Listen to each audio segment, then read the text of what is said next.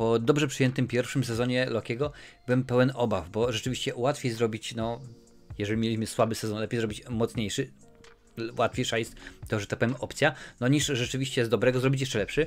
No i muszę powiedzieć, że po pierwszym odcinku jest bardzo ciekawie, dlatego dzisiaj pomówimy o tym, no, jak to wygląda przy okazji pierwszego odcinka i dokąd ten Loki zmierza, bo no, fabuła dokładnie zaczyna się w momencie, kiedy się skończyła, no co tu dużo mówić, pierwsza część, pierwszy sezon, bodajże w Ant-Manie, tak mi się wydaje, była scena po napisach i tam był Loki, ale ona tutaj jeszcze nie odgrywa roli. Wygląda na to, że no, rzeczywiście to, co zobaczyliśmy w Ant-Manie, będzie się działo za czas jakiś, za kilka odcinków. Więc rzeczywiście ten Loki nasz, w roli oczywiście Rockiego Tom Hiddleston, no, przemieszcza się, ma przerąbane facet, bo rzeczywiście śmiga pomiędzy tym czasem, nie może się ogarnąć. Przyszłość, teraźniejszość, przeszłość, no więc rzeczywiście jest dosyć muszę powiedzieć grubo. No i oczywiście powracają nasi starzy, dobrzy znajomi. Co rzeczywiście cieszy, jest Owen Wilson i cała ta ekipa. I powiem tak, Loki, przynajmniej pierwszy odcinek, to nie jest tak, że ty sobie włączysz go, tam gdzie będziesz, o to ja sobie sprawdzę sobie tego TikToka, co tam wrzucił, zobaczymy, nie? Może to jeszcze jego Instagram. Będziesz od czasu do czasu sobie patrzył na telewizor, bo to oczywiście jest dostępny na Disneyu Plusie, także można zobaczyć. Nie, to akurat jest taki odcinek, że trzeba się skupić, trzeba rzeczywiście patrzeć, bo co ja lubię bardzo właśnie w filmach, w serialach, nie ma tego 10 lat temu, 5 lat do przodu i tak dalej. Nie, tutaj po prostu jest zmiana czasu, raz, dwa, trzy i nie mamy powiedzianego, więc musimy uważać, oglądać to, bo oczywiście jest, no i słuchaj, jeżeli nie jesteś kompletnym bęcwałem, a domyślam się, że nie jesteś, bo oglądasz moje recenzje, to spokojnie ogarniesz, bo masz tam powiedzmy, no, załóżmy, że powiedzmy w teraźniejszości na przykład, napiszę coś na ścianie kredą, jeżeli się cofniesz w czasie, patrzysz, jest napisane coś na ścianie kredą, no to wiesz, że jesteś w przyszłości, co nie? Że to już miało miejsce i tak dalej, i tak dalej. Więc rzeczywiście takie informacje mamy, ale no, ten Loki jest zagubiony, no bo ja się nie dziwię, jak on skacze do przodu, do tyłu.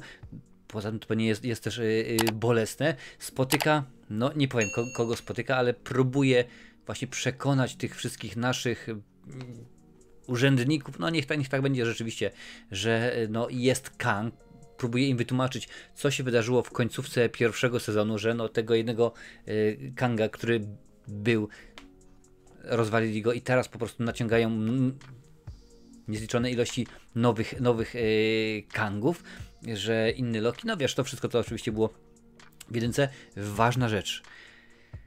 Obejrzałem film po angielsku w oryginale.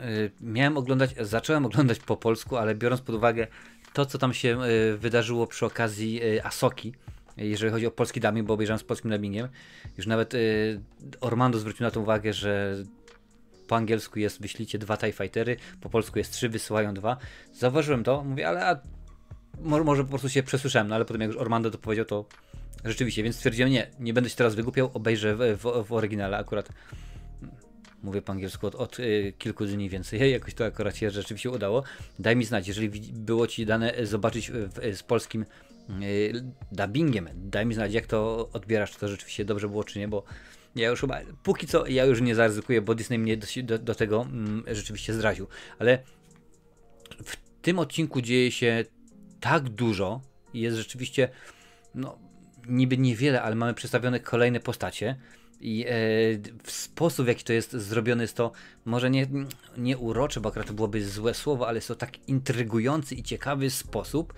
I komunikacja Lokiego z przeszłości, z Lokim i osobami z teraźniejszości jest tak odjechana, to mi się to rzeczywiście bardzo podobało, że już jestem pełen nadziei i czekam, co będzie znowuż w przyszły piątek. Miał być odcinek we czwartek.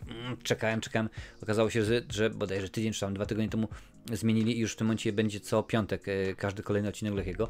Nie dostaliśmy tak jak przy okazji rzeczonej wcześniej Asoki kilku odcinków na początek. Nie, będzie po jednym odcinku co tydzień, więc co tydzień będą pojawiały się recenzje kolejnych odcinków i co jest ważne, nie wiem dlaczego, no ale jest taki pomysł, że dostajemy scenę po napisach. O tej scenie powiem kilka słów później oczywiście, po napisach nomen omen, ale fabuła bardzo mi się podoba, jestem naprawdę zaintrygowany tym, co mi przedstawili i mam nadzieję, że będzie tylko dalej. domyślam się i mam taką nadzieję, że rzeczywiście nawiążą do, no nie tylko będziemy mieć, że tak powiem, świat Loki, tych wariantów, ale powiedzmy wskoczą na chwilę do MCU, pokażą nam coś więcej. No wiadomo w tym momencie, że Kang już pojawił wcześniej, że Kang pojawił się w Ant-Manie i Osa Quantumania i tak dalej, więc mam nadzieję, że to będzie, że ten serial będzie tak fajnie umoczony w tym sosie, no bo co tu dużo mówić, skoro Kang jest wielkim złolem 4., 5., 85. fazy MCU, no to rzeczywiście, a od Lokiego można powiedzieć, on się wywodzi, to oni sprokurowali to, co się dzieje z tymi liniami czasowymi, no mam nadzieję, że rzeczywiście, że będzie dużo więcej. Jaki ten Loki jest? Były obawy, pamiętam, że były obawy, kiedy on uciekł w trzeciej, w czwartej części Avengersów, rzeczywiście, że to nie jest ten Loki, który przeżył to i to z Thorem, to nie jest ten Loki, który zrobił takie, że no, muszę powiedzieć, że póki co ten Loki jest rzeczywiście dobry, fajny, jest to ciekawy wariant Lokiego, muszę przyznać i tak, podoba mi się to jak najbardziej. Pozytywny jestem ten odcinek, jak chcesz zobaczyć, możesz na Filmwebie sprawdzić ocenę, jaką dałem, ale jest jeszcze właśnie scena po napisach i teraz właśnie o niej powiem, tu jest ważne, czy ta scena dużo zdradza, ona trochę wnosi. No ale pewnie będę musiał powiedzieć kilka rzeczy z fabuły, więc oglądasz scenę po napisach na własne ryzyko. 30 może sekund napisów, no nieważne. No, w każdym razie nasza no, kobitka po prostu, która pomogła Kangowi przenieść się na łono Abrahama, pojawia się w latach 80. No i postanawia pójść coś zeżreć, więc idzie do McDonalda. No i tam oczywiście patrzy ludzie, co się dzieje i wszystko i tak dalej. No i ona stwierdza, koleś jej pyta, co chcesz spróbować? No po zastanowieniu oczywiście taka chwila konsternacji, chcę spróbować wszystko. No i domyślamy się, że w tym momencie tutaj będzie rock'n'rollowa jazda bez trzymanki, że ona rzeczywiście, skoro jest w 80, to jest chyba 82 albo 85 rok, że skoro tam jest, no to w tym momencie no, nie ma nikogo, kto mógłby ją powstrzymać. Ona wie, że w tym momencie tych linii czasowych jest multum, że może robić co chce, więc chce spróbować wszystkiego. Jak to będzie wyglądało? Wyobraź sobie Dzień Świstaka na sterydach. To może być po prostu coś takiego. Zobaczymy. Mam nadzieję, że podążą w dobrym kierunku, że to będzie wszystko wyglądało ciekawie. No ja jestem pełen nadziei po tym pierwszym odcinku. A tobie powiem, że jest konkurs. W tym momencie jest konkurs. Do wygrania jest miejsce w świątecznym, w charytatywnym świątecznym bożonarodzeniowym quizie wiedzy o filmie. Można się zmierzyć z takimi tuzami jak Lincoln, Galeria, Rafał z Galerii Horroru, czy chociażby Julian z Brud z Kosmosu, quiz filmowi. Trzeba udostępnić każdą recenzję, każdy odcinek na żywo, który publikuję w październiku. Wpisz w komentarzu pod odcinkiem udostępniłam.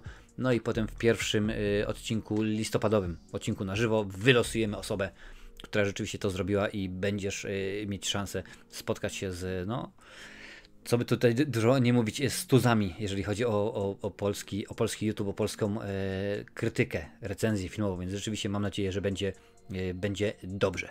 Kochasz Lokiego? Domyślam się, że tak, inaczej byś tego nie oglądał. Tutaj gdzieś jest więcej rzeczy z Marvela, z Lokiego. Obejrzyj.